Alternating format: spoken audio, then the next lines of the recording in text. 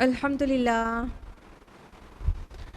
الحمدللہ رب العالمین والصلاة والسلام علی رسولہ الکریم وعلی آلہ واصحابہ اجمعین اما بعد اعوذ باللہ من الشیطان الرجیم بسم اللہ الرحمن الرحیم شہر رمضان الذی انزل فیہ القرآن ھدی للناس وبینات من الھدی والفرقان بسم اللہ الرحمن الرحیم رب اشرح لی صدری ویسر لی امری واحلل عقدۃ من لسانی یفقہوا قولی۔ میری عزیزی سامعات، درس قرآن مجید میں آپ سب کا تہہ دل سے خیر مقدم ہے۔ السلام علیکم ورحمۃ اللہ وبرکاتہ۔ کیسے آپ سبھی لوگ؟ الحمدللہ، اللہ تعالیٰ آپ سب کو اچھا رکھے، ہدایت اور صراط مستقیم پر رکھے، اپنی مخصوص حفاظت کرے، دشمنان کے شر سے بچائے اور اللہ تعالیٰ عافیت اور فراغت کی زندگی دے، آخرت میں کامیابی عطا کرے، آمین۔ درس قرآن میں کون سی سورہ چل رہی ہے؟ سورہ نور۔ لاسٹ ویک ہم لوگوں نے کہاں تک تفصیل سے جانا تھا؟ آیت نمبر 57 تک۔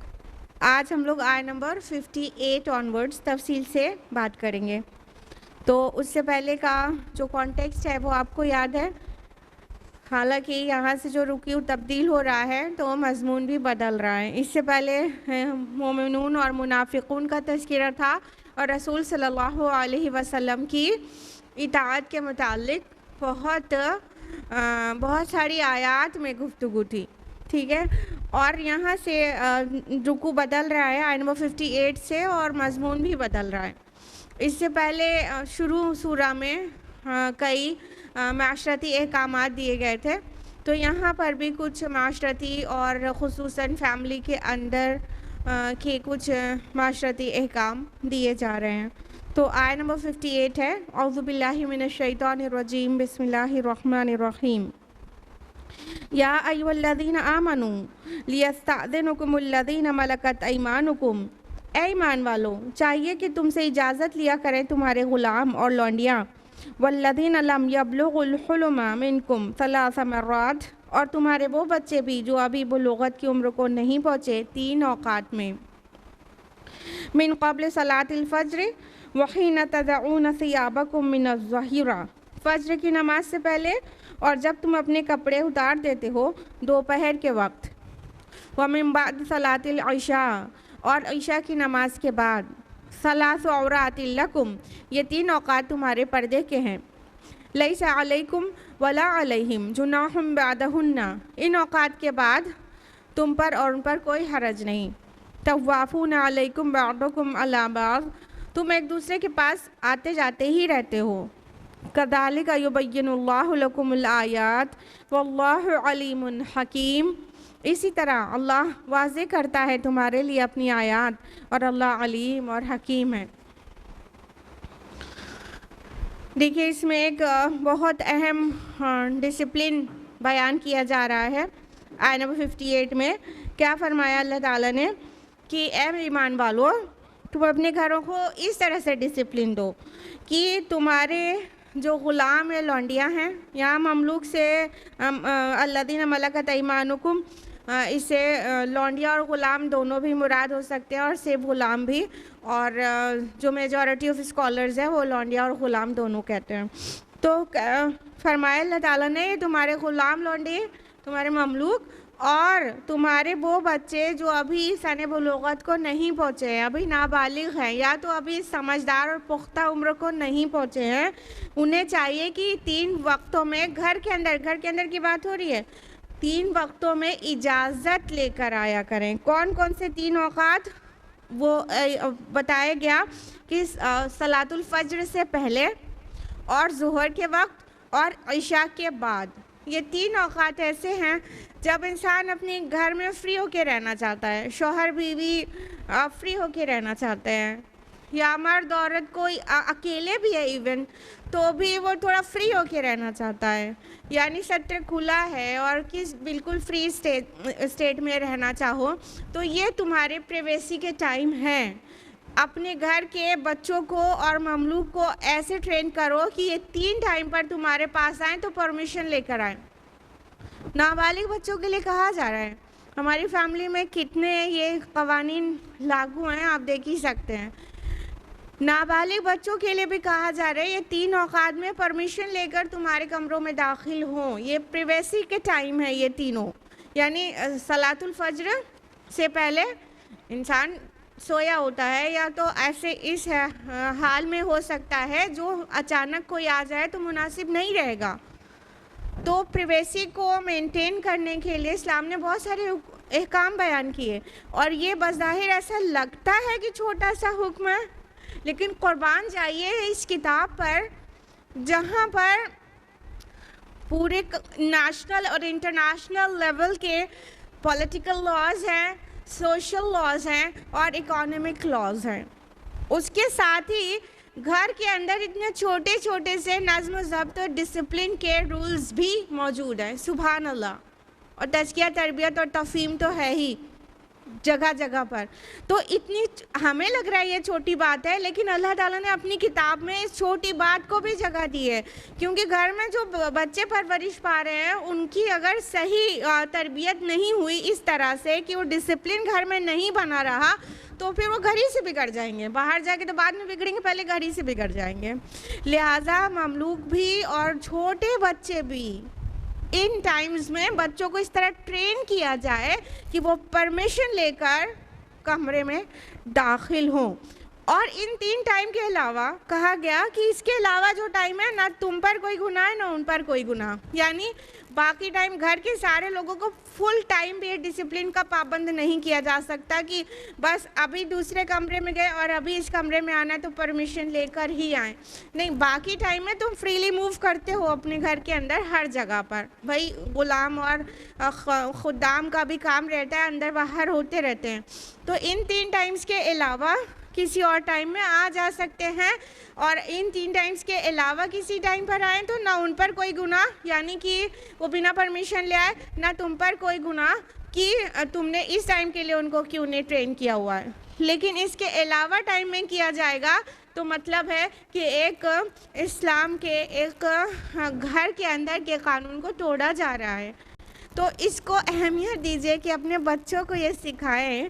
جب شوہر بیوی ہیں یا اب خود اکیلے بھی ہے، انسان ایک دم فری ہے، تو نابالغ بچوں کی بھی نظر نہیں پڑنی چاہیے ایسے ویسے مقامات پر نا. تو اس کا لحاظ کریں تاکہ ان کی صحیح تربیت ہو. اور اللہ تعالیٰ فرما رہے ہیں، اللہ تعالیٰ اپنی آیات کو کھول کھول کر تمہارے سامنے بیان کر رہا ہے، کیونکہ تم نہیں جانتے، تم کو علم نہیں ہے اور تم کو حکمت نہیں ہے. اللہ تعالیٰ علم والا اور حکمت والا ہے. اللہ کے مقابلے میں ہمارا علم اور حکمت 0 ہے. کلیئر ہے؟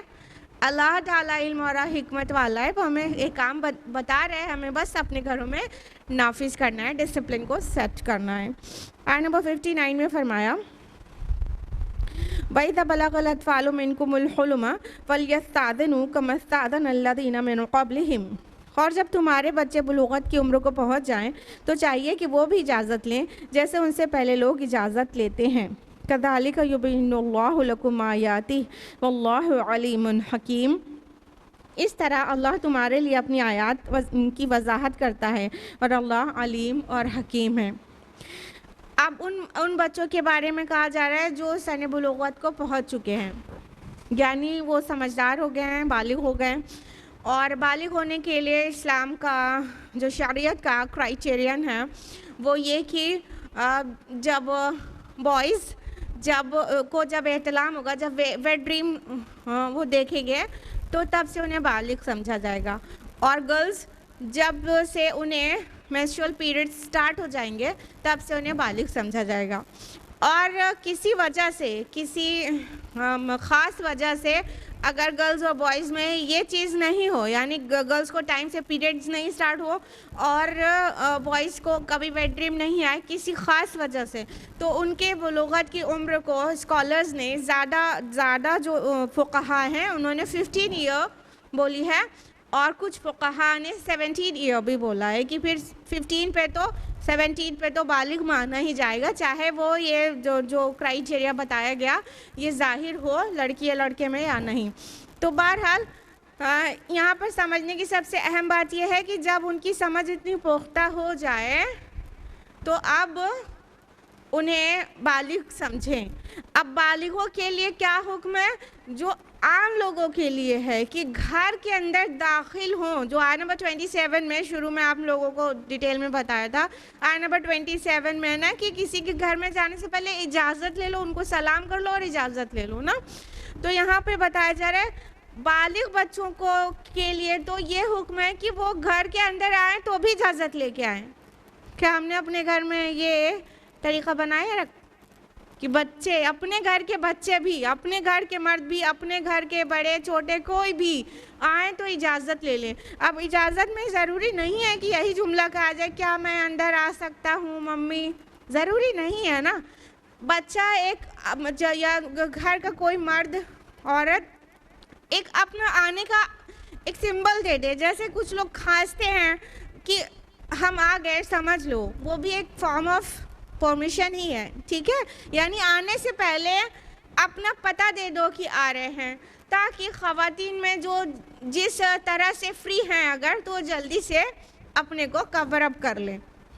لہٰذا بالغ بچے اور پھر اس عمر کے بعد کے جتنے مرد ہیں، جیسے گھر میں بھائی بہن ہیں، ماں ہے، لڑکا بڑا ہو گیا ہے، کئی خواتین گھر میں رہ رہی ہیں نا، تو ان کے درمیان بھی اچانک سے نہیں آ جانا چاہیے، لیکن ہم لوگوں نے اپنے گھروں میں یہ تمیز بنائی ہی نہیں ہے نا۔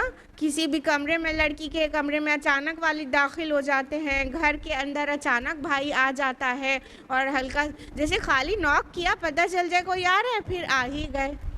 اپنا کوئی یا بہترین طریقہ ہے سلام کرنے کا، ہمارے نبی صلی اللہ علیہ وسلم پہلے سلام کرتے تھے پھر اجازت لیتے تھے، ہم لوگ پہلے اجازت لیتے پھر سلام کرتے ہیں، پہلے سلام کرتے تھے پھر اجازت لیتے تھے۔ تو بہرحال سلام کرنے سے آواز انسان پہچان جائے گا کہ بھائی آ گئے، ٹھیک ہے؟ تو مسئلہ یہ ہے کہ ایک آپ کی خبر پہنچ جائے کہ آپ آ گئے ہیں، تو گھر کی خواتین اگر اپنے کو سیٹ نہیں کیے ہوئے ہوں تو فٹافٹ ستر پوشی کر لیں۔ تو اللہ تعالیٰ بار بار کہہ رہے ہیں ہم اپنی آیات کو تمہارے لیے کھول کھول کر بیان کرتے ہیں اور اللہ علم اور حکمت والا ہے۔ کیسے سر پھرے ہیں نا وہ لوگ، افسوس کے ساتھ کہہ رہے ہیں، معذرت کے ساتھ، کہ قرآن مجید کو خالی تلاوت کے غرض سے پڑھنے کے لیے کہتے ہیں اور سمجھنے کے لیے منع کرتے ہیں، اور اللہ تعالیٰ کہتے ہیں کذالک یبین اللہ لکم آیاتہ، اور اللہ تعالیٰ اسی طرح اپنی آیات کو تم پر کھول کھول کر بیان کرتا ہے۔ اللہ تعالیٰ سمجھا کر سکھا کر بیان کر رہے ہیں، اور کہا جا رہا ہے نہیں اس قرآن آپ کے سمجھنے کی چیز نہیں ہے، بالکل دماغ سے خالی بات ہے یہ۔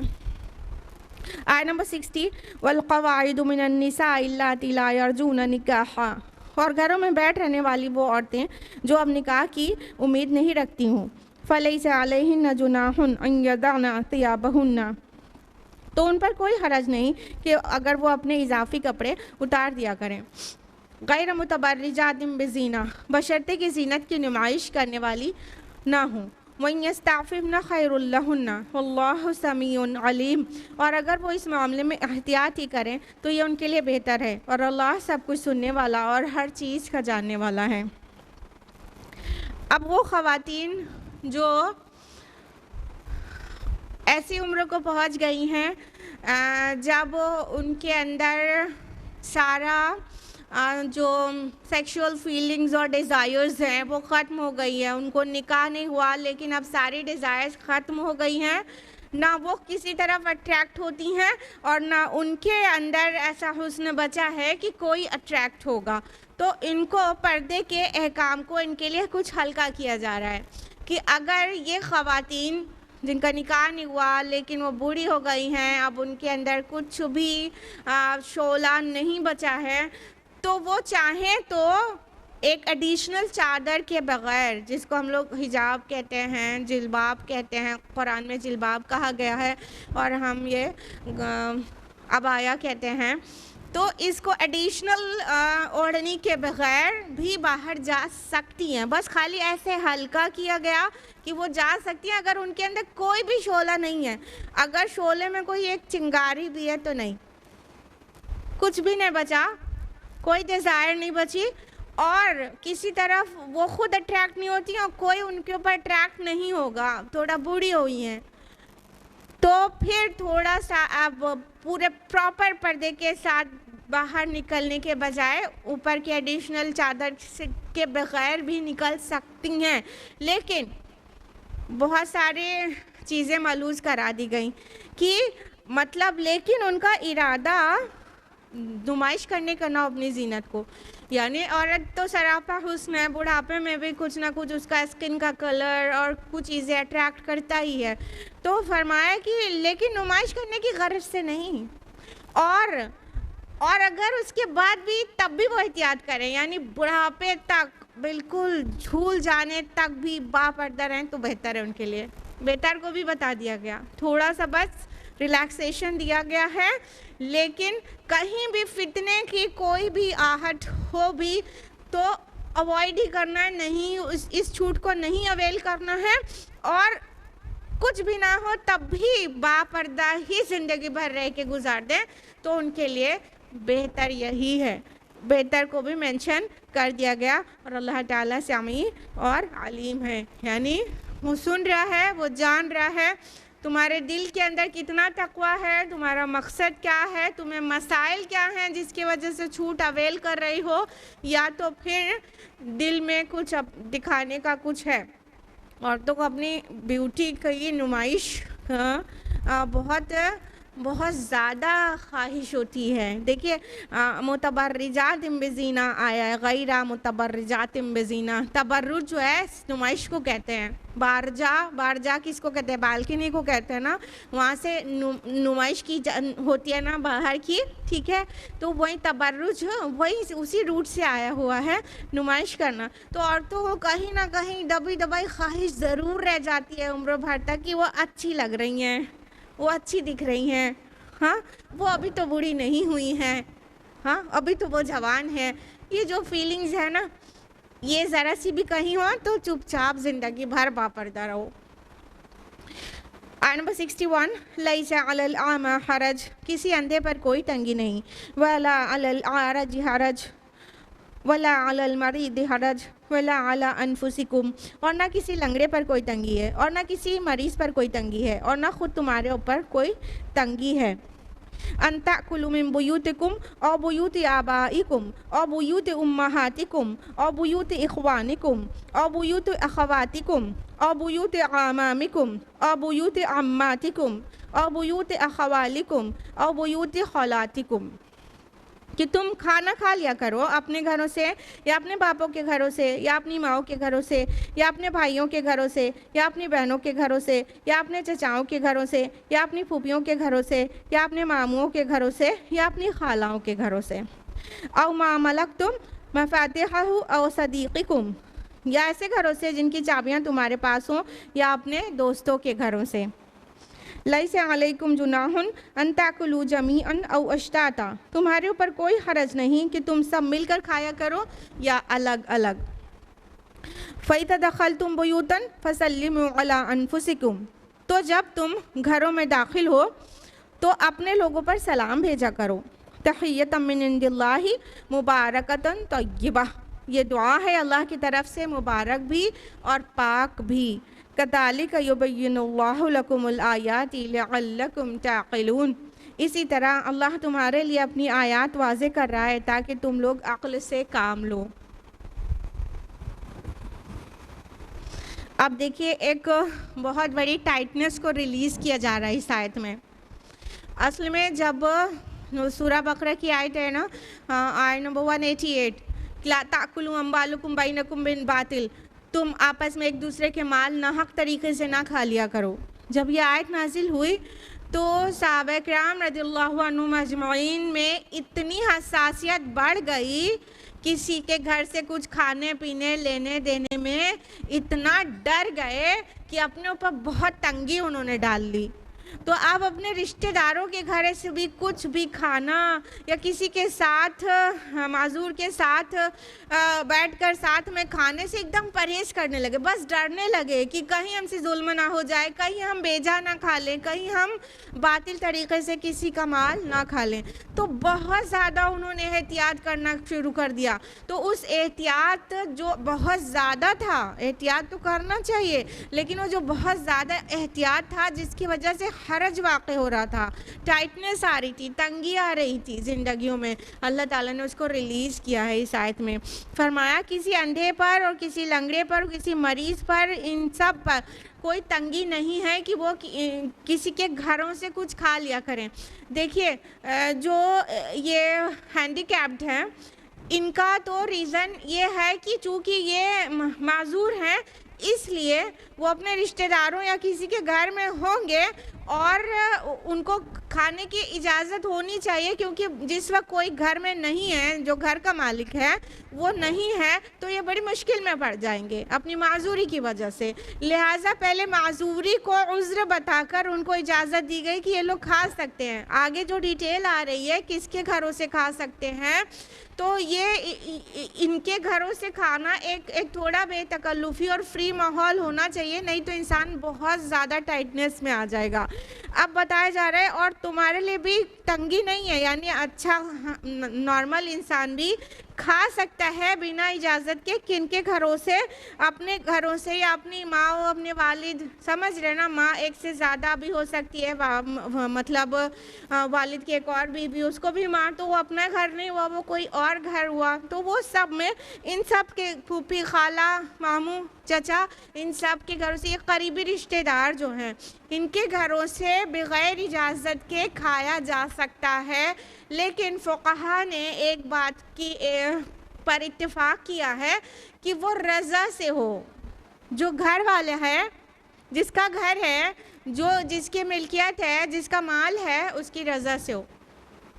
ٹھیک ہے، تو اتنے قریبی رشتہ داروں کو کوئی مسئلہ نہیں ہوتا ہے کہ آپ ان کے مہمان بن کے گئے اور وہ کسی وجہ سے گھر سے باہر چلے گئے، اب کچن اور گھر کھلا ہے، آپ کے ذمے ہیں، تو آپ اس میں سے کھا لیں تو کوئی حرج کی بات نہیں ہے، کیونکہ ان کی رضا شامل ہوگی تو آپ کو اب گھر میں چھوڑ کے گئے ہوں گے، اور ان کی رضا شامل نہیں ہو تو ہاں پھر اجازت ہی لے کے کھانا چاہیے. فقہا نے اس کو ملحوظ کر دیا ہے کہ رضا شامل ہونی چاہیے. رضا شامل ہو تو پھر وہ نہیں بھی ہیں گھر میں تو کھا سکتے ہیں. یا کوئی اپنی چابی دے کر گیا ہے، جس کی چابی تمہارے ہاتھ میں ہے، تو وہ بھی انڈرسٹوڈ ہے. اگر اس کے لیے ضروری نہیں ہے کہ وہ بول کے ایوری ٹائم ہر ایک چیز کے لیے، ہاں آپ ایپل کھا سکتے ہیں، ہاں آپ سالن نہیں کھا سکتے، ضروری ہے ایک چیز کے لیے وہ مطلب پرمیشن دے. جب وہ چابی دے کے گیا اور اس کے لیے انڈرسٹوڈ ہے کہ آپ وہ وہاں سے جب آپ کا کھانے کا کوئی وقت ہوگا تو آپ نکال کے کھا سکتے ہو، اس کے لیے انڈرسٹوڈ ہے، تو وہ ایک طرح سے رضا مل گئی ہے آپ کو، تو کھا سکتے ہیں. اصل میں بتا رہے نا، صحابہ اتنا زیادہ قرآن پر عمل کرنے والے تھے کہ وہ بالکل تنگی میں ڈال لیا تھا انہوں نے اپنی جانوں کو، کہ جب تک ہم کسی سے اجازت نہ لے لیں، اس کے گھر سے، اتنے قریبی رشتہ داروں کے گھر سے بھی جب تک اجازت نہ لے لیں ہم کچھ اٹھا کے منہ میں ڈال ہی نہیں سکتے ہیں. تو اس تنگی کو رفع کیا جا رہا ہے. اسلام دین یسر ہے، دین عسر نہیں ہے. تنگی میں نہیں ڈالنا چاہتا ہے، آسانی دینا چاہتا ہے. یرید اللہ بکم اليسر ولا یرید بکم العسر. اللہ کا ارادہ تم پر آسانی کرنے کا ہے، تنگی کرنے کا نہیں ہے. تو جب عمل کرنے میں اللہ کے بندوں نے اپنے اوپر تنگی ڈال دی تو اللہ نے ریلیکسیشن بھی نازل کر دیا.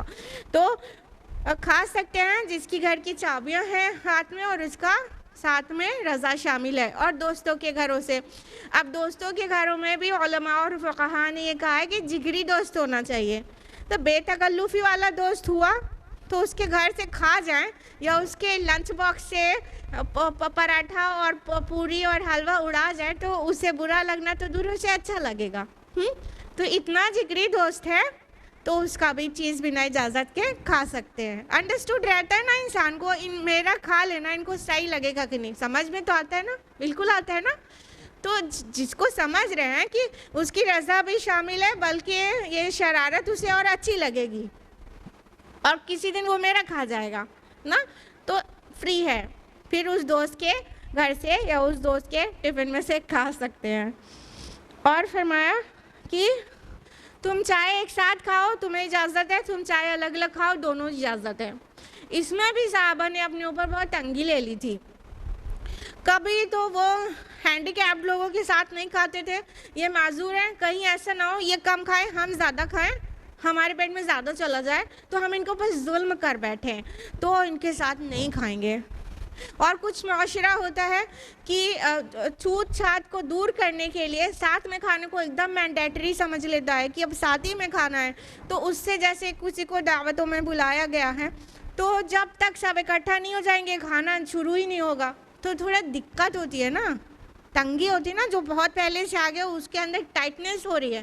تو دونوں ہی صورت میں ٹائٹنس آ رہی ہے. سب کے ساتھ کھانا ضروری ہو تو بھی ٹائٹنس ہے, اور الگ ہی کھانا ہے ساتھ میں نہیں کھانا ہے تو بھی ٹائٹنس ہے. لہٰذا اسلام نے یہ قانون بنا دیا کہ تم چاہو تو مل بیٹھ کے سب ایک ساتھ کھاؤ, ایک پلیٹ میں کھاؤ, اور تم چاہو تو الگ الگ کھا لیا کرو. ان دونوں ہی کیس میں تم پر کوئی گناہ نہیں ہے. کتنا پیارا دین ہے ہمارا, اور کتنی پیاری کتاب ہے ہماری کہ ایک چھوٹی چھوٹی چیز کو بھی اللہ تعالیٰ نے اس میں رکھ چھوڑا ہے ہماری اور آپ کی ہدایت اور آسانی کے لیے. تو دل سے بولیے الحمدللہ رب العالمین. گھر میں داخل ہونے کا پھر سے طریقہ بتا دیا گیا جس کو کہنا چاہیے کہ ادب, کہ تم گھروں میں داخل ہوا کرو تو سلام کر لیا کرو. ہاں, سلام بہترین طریقہ ہے کہ ہم گھروں میں داخل ہوں تو سلام کریں. ہمارے معاشرے میں یہ بڑا فقدان ہے نا. دیکھیے گھر کے لوگ جب گھر میں داخل ہوتے ہیں تو سلام نہیں کرتے, جیسا لگتا ہے بالکل ان نون لوگوں کو سلام کرنا ہے اور گھر کے لوگوں کو نہیں کرنا ہے. یہ غلط طریقہ ہے. گھر میں ابا آ رہے ہیں, بچے سامنے ہیں, ابا کو سلام کرنا چاہیے. گھر میں بیوی سامنے ہے, شوہر داخل ہو رہے ہیں تو شوہر بیوی کو سلام کرے, یا اس کا الٹا بچے اندر آ رہے ہیں, وائف اندر آ رہی ہے, کوئی بھی, یعنی کہ جب گھر میں داخل ہوں گے تو آنے والے کے اوپر پریفرنس ہے کہ وہ سلام کرے. ویسے تو سلام میں جو پہل کر لے اس کو زیادہ نہیں کی ہے, لیکن جو سنت ہے وہ آنے والا موجود لوگوں کو سلام کرے. تو گھروں میں داخل ہونے کے لیے بہترین طریقہ اور سنت یہ ہے کہ ہم گھر میں ہر فرد کو یہ سکھائیں کہ گھر کے اندر آنا ہے تو سلام کرنا ہے, ذرا دیر کے لیے بھی باہر جانا ہے تو گھر میں آنا ہے تو سلام کرنا ہے. اور کہ اللہ تعالیٰ نے اس کی اہمیت بھی بتائی کہ بہت ہی پیاری دعا ہے اللہ کی طرف سے. ایک ہوتا ہے وہ وش کرنا, گڈ مارننگ. ابھی ٹائم دیکھنا پڑے گا, 11:30 بجے کہ 12 گڈ آفٹرنون بولنا ہے کہ good morning. What kind of salutation is this. ہاں, گڈ مارننگ, پھر گڈ ایوننگ, پھر سب ٹائم پہ الگ ہی الگ وش کر رہے ہیں, اور اس میں کوئی دعا نہیں ہے. کیا دعا ہے گڈ مارننگ میں؟ ہاں, دوسرے کلچر میں دوسری ہے, ہم تفصیل میں نہیں جائیں گے, لیکن اس میں دعا نہیں ہے. اور ہم لوگوں کے جو وش ہے, جو سیلیوٹیشن ہے, یہ گریٹنگ دعائیہ گریٹنگ ہے نا. ہم سلام کرتے ہیں تو کہتے ہیں السلام علیکم, سلامتی ہو آپ پر, ورحمۃ اللہ, اور اللہ کی رحمت, وبرکاتہ, اور اس کی برکات. تو کتنی پیاری دعا دے رہے ہیں. آج انسان کو سب سے زیادہ ضرورت سلامتی کی ہی ہے, ہمیشہ تھی. ہاں, آج مسلمان ساری دنیا میں پٹے جا رہے ہیں, ہم کو سلامتی کی بہت ضرورت ہے. آج فلسطینی مسلمانوں کو دیکھ کے کتنا تکلیف ہو رہی ہے. ہاں, سلامتی کی ضرورت ہر کسی کو ہے. تو اتنی پیاری دعا ہے. ہمارا جو آپس میں گریٹنگ ہے ملنے کا, وہ دعا ہے, اور بہت ہی مبارک اور بہت ہی پاک بھی. کیونکہ جنتیوں کا گریٹنگ ہے. یہ گڈ مارننگ کہنے والے بھی جب فائنلی جنت میں پہنچیں گے تو سلام ہی کریں گے نا. ہاں, تو ہم لوگ تو پہلے ہی سے سلام ہی کر رہے ہیں, یعنی جو سلام کر رہا ہے اس کا گریٹنگ بیسٹ ہے. وہ جنتیوں کا گریٹنگ ہے. جنت میں فرشتے اسی گریٹنگ سے گریٹ کریں گے, اور اللہ تعالیٰ اسی گریٹنگ کو گریٹ کرے گا جنتیوں کو اسی سیم السلام علیکم کہہ کے. سبحان اللہ. تو یہ اتنا پیارا کلمہ ہے, لہٰذا سلام کو عام کریں. اور بہت ساری احادیث آتی ہے نا کہ سلام کو عام کرنا چاہیے, سلام میں پہل کرنے کی کوشش کرنا چاہیے, اور سلام سے ایک دوسرے میں محبت بڑھتی ہے. اللہ تعالیٰ پھر کہہ رہے ہیں, اسی طرح اللہ تمہارے لیے اپنی آیات واضح کر رہا ہے تاکہ تم لوگ عقل سے کام لو. تو اللہ تعالیٰ قرآن حکیم میں ایک ایک بات کو کھول کھول کر بیان کر دیتے ہیں تاکہ ہمیں سمجھ میں آئے لعلکم تعقلون. لیکن ہماری پرابلم کیا ہے کہ اگر ہم یہ بھی پڑھتے ہیں لعلکم تعقلون تو ہم اس کے حروف گنتے ہیں اور 10 10 10 10 نیکی ہم تو سمجھ لیتے ہیں مل گئی. ہاں لیکن کہا تو یہ جا رہا ہے کہ تم عقل سے کام لو، اور ہم برکت کی غرض سے قرآن کو ریسائٹ کر رہے ہیں. ہاں ہم نے حروف کو گنا، لعلکم تعقلون پڑھنے سے ہمیں اتنا نیکی مل گئی، اتنے حروف ہیں اس میں، لیکن کہا تو یہ جا رہا ہے تم عقل سے کام لو، سمجھو اللہ کے بندو سمجھو.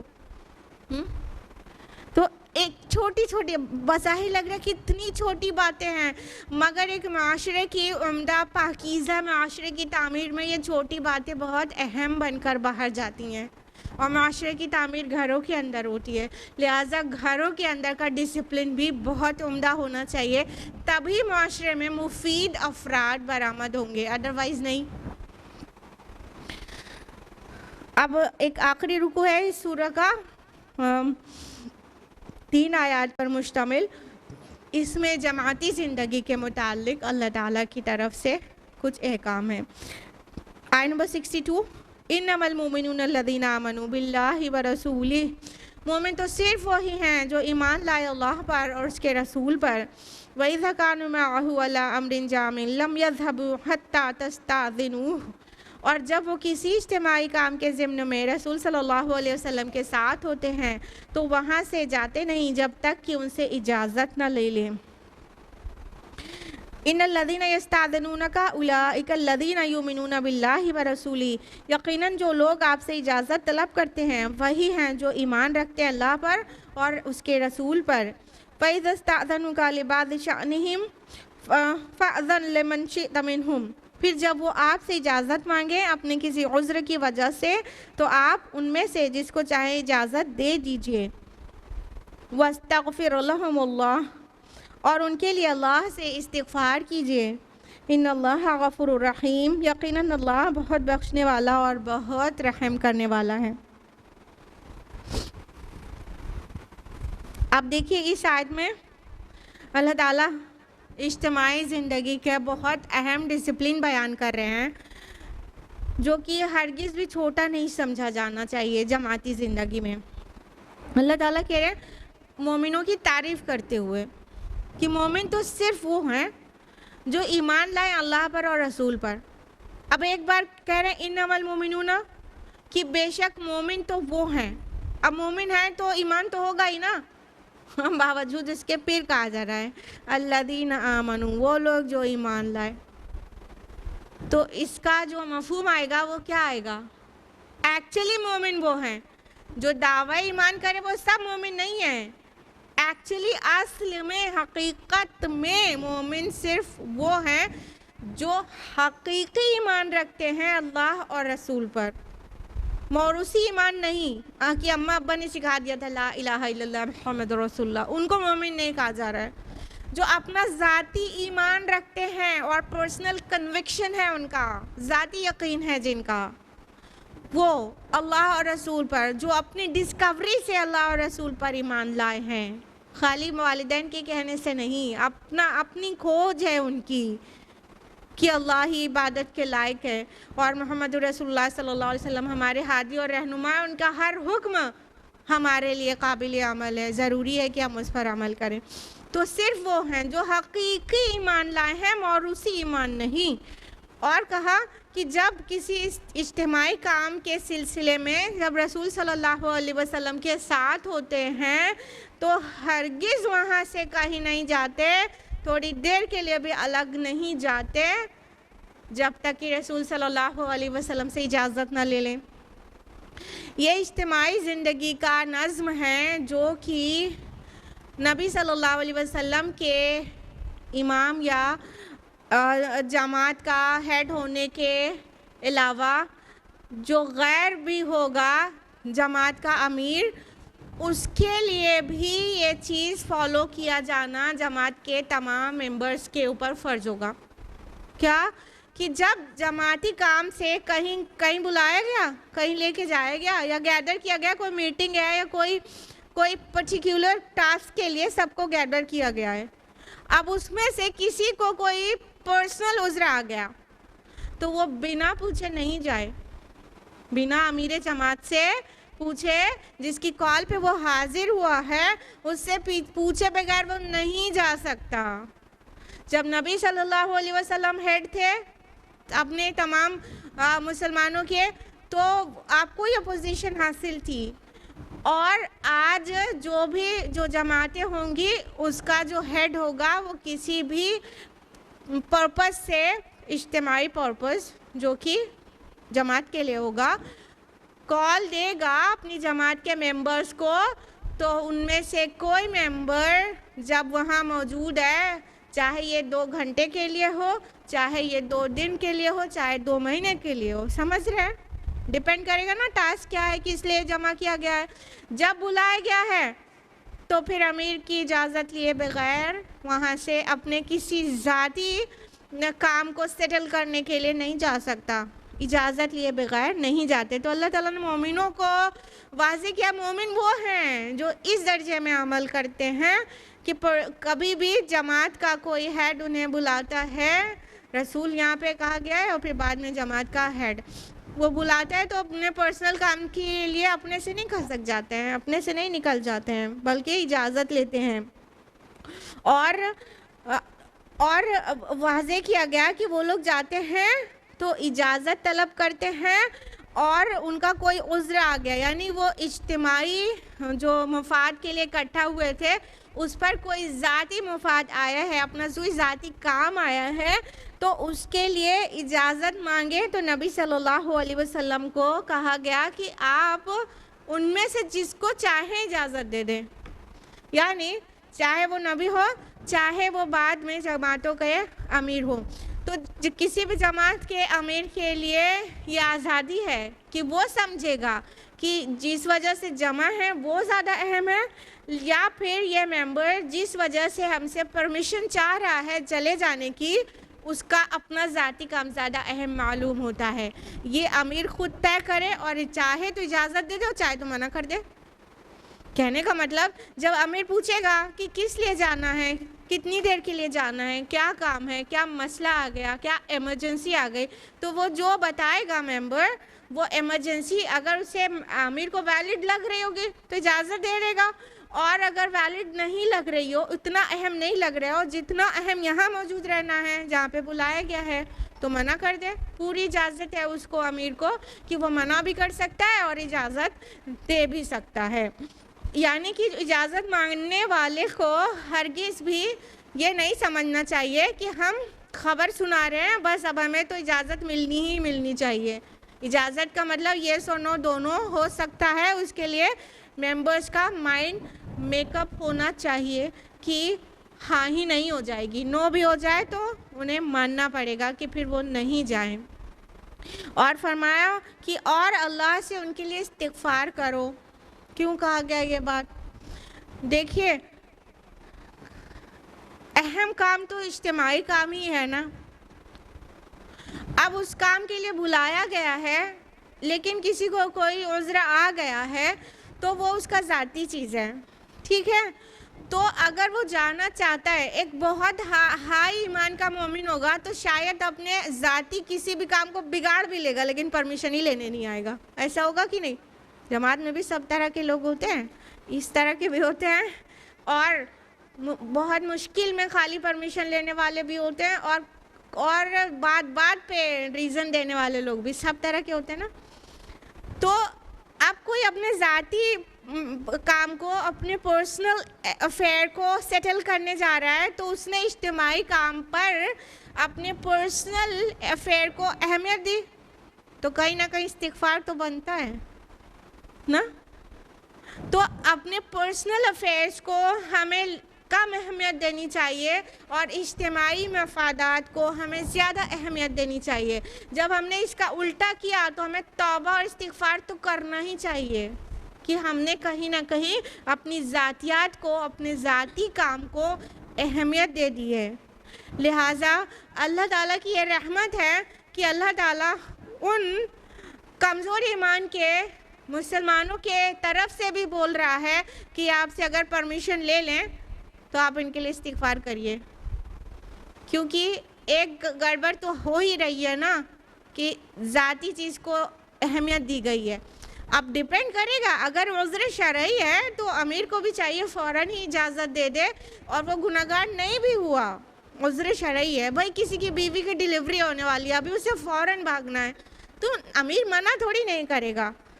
ہاں تو اہمیت کی بات ہے، لیکن اجتماعی مفاد کو وہ جو چھوڑ رہا ہے اس کے دل میں ایک تکلیف ہونی چاہیے نا کہ ہم جس پرپس کے لیے یہاں پہ اکٹھا تھے وہ چھوڑ کے جانا پڑ رہا ہے۔ تو استغفار اور توبہ صرف گناہ پہ نہیں ہوتے، نقائص پہ بھی ہوتے ہیں۔ ہاں نقائص پہ بھی، جو نقص واقع ہو جائے ہم سے، کچھ کمی رہ جائے اچھے کام میں، اس کے لیے بھی توبہ کرنا چاہیے، استغفار کرنا چاہیے۔ تو نبی صلی اللہ علیہ وسلم کو اللہ پاک کہہ رہے ہیں آپ ان کے لیے استغفار کریے۔ اور اب یہ حالات پہ بھی ڈیپینڈ کرے گا کہ جو اجتماعی موقع تھا وہ لیس امپورٹنٹ ہے، وہ بہت بڑا ایمرجنسی والا ٹائم نہیں ہے، کوئی بس میٹنگ کے لیے بلا لیا گیا تھا، ٹھیک ہے، لیکن کسی کا پرسنل میٹر ہے وہ بہت ایمرجنسی والا ہے تو اسے جانے دیا جائے گا۔ لیکن حالات اگر دوسرے ہوں گے، جیسا کہ سورہ توبہ یہ 6 ہجری میں نازل ہوئے، سورہ توبہ کا جو اکثر حصہ ہے وہ 9 ہجری میں نازل ہوا ہے، اس میں کیا کہا گیا آیت نمبر 43 میں، اس میں تو اللہ تعالیٰ نے رسول صلی اللہ علیہ وسلم سے یہ کہہ دیا عفا اللہ عنک، اللہ آپ کو معاف کرے، لما اذنت لہم، آپ نے انہیں کیوں اجازت دے دی۔ یعنی کوئی ٹائم ایسا بھی آ سکتا ہے جب اجتماعی جو ہے جو موقع ہے وہ بہت اہم ہے، اور بہانے باز لوگ آ کے ریلیکسیشن لے کے چلے جا رہے ہیں، تو اللہ تعالیٰ اس وقت سختی کر رہے ہیں کہ آپ نے کیوں ان کو جانے دے دیا، ٹھیک ہے۔ تو یہ ڈیپینڈ کرے گا حالات پہ۔ تو ہمیں اول تو سب کو اجتماعی زندگی گزارنی چاہیے، کسی نہ کسی جماعت سے منسلک ہو کر رہنا چاہیے، اور جماعت کے سارے آداب کو فالو کرنا چاہیے، تبھی ہم صحیح سے مسلم بنتے ہیں۔ لیکن اگر ہم کسی جماعت کے ممبر ہو کے ہم امیر کی اطاعت نہیں کریں ہر بات میں، تو اپنے ایمان کی خیر منانا چاہیے۔ آگے فرمائے ان اللہ غفور الرحیم، اللہ بہت بخشنے والا اور بہت رحم کرنے والا ہے۔ یعنی وہ جو ہم لوگ اکثر ہی چھوٹے موٹے ریزن سے نکل لیتے ہیں، وہ سب میں اللہ سے معافی مانگے، اللہ رحم کرنے والا اور معاف کرنے والا ہے حقیقتاً۔ آیت نمبر 63 لا تجعلوا دعاء الرسول بینکم کدعاء بعضکم بعضا، تم لوگ رسول کے بلانے کو ایسے نہ سمجھ لو جیسا کہ تمہارا آپس میں ایک دوسرے کو بلانا۔ قد یعلم اللہ الذین یتسللون منکم لواذا، اللہ خوب جانتا ہے تم میں سے ان لوگوں کو جو ایک دوسرے کی اوٹ لے کر کھسک جاتے ہیں۔ فَلْيَحْذَرِ الَّذِينَ يُخَالِفُونَ عَنْ أَمْرِهِ أَن تُصِيبَهُمْ فِتْنَةٌ أَوْ يُصِيبَهُمْ عَذَابٌ أَلِيمٌ، تو جو لوگ رسول کے حکم کی مخالفت کرتے ہیں انہیں ڈرنا چاہیے کہ کہیں ان پر کوئی آزمائش آ جائے یا کوئی دردناک عذاب انہیں آ پکڑے۔ اب آیت نمبر 63 میں اور زیادہ واضح کر دیا گیا کہ تم نے رسول کے بلانے کو کیا سمجھ لیا ہے۔ یہاں پر آیا ہے دعا رسول، رسول کا بلانا۔ اس کے تین میننگ نکال سکتے ہیں، لیکن کانٹیکس میں ایک سب سے زیادہ فٹ ہوتی ہے۔ دعا رسول، رسول کی دعا کرنا، یہ بھی لیا جا سکتا ہے۔ ایک رسول کا بلانا، دعا رسول، دعا میں بلانا ہوتا ہے نا، کال دینا، ٹھیک ہے، تو یہ بھی ہو سکتا ہے رسول کا بلانا، انوائٹ کرنا، اور ایک یہ بھی معنی ہو سکتا ہے رسول کا پکارنا، ٹھیک ہے، کہ رسول کی پکار۔ تو تینوں معنی لے سکتے ہیں، لیکن کانٹیکس میں سب سے زیادہ فٹ یہ ہو رہا ہے جب رسول بلائے کسی پرٹیکولر کام کے لیے، تمہیں گیدر کرے، تو تم اسے لائٹلی مت لو۔ فرمایا جا رہا ہے کہ تم جب رسول تمہیں بلائے تو تم اس کو لائٹلی مت لو، ایسے لائٹلی مت لو جیسے تم آپس میں ایک دوسرے کو بلاتے ہو، جیسے مومنون کو آپس میں ایک دوسرے کے ساتھ بے تکلفی والا تعلق ہے کہ بلا لیا، آئے نہیں آئے، کوئی مسئلہ نہیں، کوئی گناہ واقع نہیں ہو گیا۔ رسول جب بلائے تو take it very very seriously, اور پھر جماعت کا امیر بھی بلائے تو اس کو بھی سیریسلی لینا ہے۔ اور رسول کی حرمت تو یہ ہے کہ سورہ حجرات سورہ نمبر 49 آیت نمبر 2 میں بہت واضح ہے نا کہ یا ایھا الذین آمنوا لا ترفعوا اصواتکم فوق صوت النبی کی، اے ایمان والو اپنی آوازوں کو نبی کی آواز سے اوپر مت کرو، اور ان سے اس طرح بات مت کرو جیسے آپس میں ایک دوسرے کے ساتھ کرتے ہو، کہیں ایسا نہ ہو تمہارے سارے کے سارے اعمال غارت ہو جائیں اور تمہیں پتہ بھی نہ چلے۔ تو رسول کا احترام تو یہ ہے کہ نبی کی آواز سے ذرا سی اوپر نہیں ہونی چاہیے آواز، تو رسول کے بلانے کو اتنا لائٹلی لینے کی کوئی مطلب نہیں ہے۔ اللہ تعالیٰ فرما رہے ہیں کہ نہیں، اللہ تعالیٰ ان کو خوب جانتا ہے جو لوگ ایک دوسرے کی آڑ لے کے کھسک جاتے ہیں، مطلب کہ رسول نے بلایا ہے، جمع ہو گئے، اپنی اٹینڈنس لگوا دی، کہنے کا مطلب اپنی شکل دکھا دی، ان کی اٹینڈنس مارک ہو گئی ایک طرح سے، اور ادھر پیچھے ہو کے نکل گئے، جس وقت نوٹس میں نہیں رکھا جا رہا تھا غائب ہو گئے۔ تو کیا ہم نے اتنا لائٹلی لے لیا تھا؟ تو اللہ تعالیٰ کہہ رہے ہیں کہ تم رسول کی اگر مخالفت کرو گے تو تمہیں ڈرنا چاہیے کہ کہیں تم پر کوئی فتنہ یعنی کوئی مصیبت، کوئی آزمائش نہ مسلط ہو جائے، یا تو اللہ کی طرف سے کوئی دردناک عذاب تم پر نہ آ جائے۔ اٹس ریئلی سیریس ایشو کہ مطلب رسول نے بلایا ہے اور بیچ سے غائب ہو گئے، تو اللہ تعالیٰ ایسا غضبناک ہو سکتا ہے اس پر، اپنے نبی کی اس بے حرمتی پر، کہ ان کے بلانے پہ تم آ تو گئے اور غائب ہو گئے، یا ان کی بات کو ویلیو نہیں کر رہے ہو، ان کے ریسپیکٹ نہیں کر رہے ہو، تو اس کے بدلے میں اللہ تعالیٰ تم کو فتنے میں ڈال سکتا ہے۔ کچھ اسکالرز کہتے ہیں کہ اس کا فتنہ یہ بھی ہو سکتا ہے کہ تم پر کوئی ظالم حاکم مسلط ہو جائے اور تمہیں پرسیکیوٹ کرتا رہے، اور بہت طرح کے فتنے آ سکتے ہیں، بہت طرح کی آزمائشیں اس ملت پر آ سکتی ہیں جو اپنے رسول کا احترام نہیں کرے ٹھیک سے، اور تو اللہ کی عذاب بن کے یہ آزمائشیں ان کے اوپر آ سکتی ہیں۔ تو لہٰذا رسول کی نافرمانی تو بالکل نہیں، اور پھر جماعتی زندگی میں رہ کے جماعت کی امیر کی بھی نافرمانی بالکل نہیں، کیونکہ اللہ کے رسول صلی اللہ علیہ وسلم نے فرمایا کہ میری طرف سے جو طے کیا ہوا امیر ہے اس کی کوئی اطاعت کرے گا تو اس نے جیسے میری اطاعت کی، تو کوئی بھی امیر ہوگا تو اس کی اطاعت وہ اوپر تک جاتے ہوئے رسول کی اطاعت جیسی بنے گی، جب تک کہ وہ رب و رسول کے حکم کے مطابق حکم دے رہا ہے۔